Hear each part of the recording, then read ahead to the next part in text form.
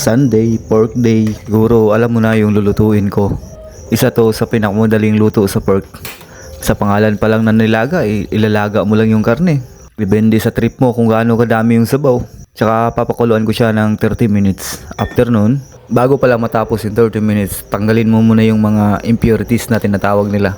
Tsaka lagay mo na lang yung sibuyas tsaka yung buong paminta. Habang nag-aantay ako, hiniwa ko na yung patatas, sitaw at pechay. Yung sitaw ko na yan, tira ko pa yan kahapon eh. At syempre naglagay din pala ako ng mais dyan. Parang bulalo style pala yung nilaga ko, no?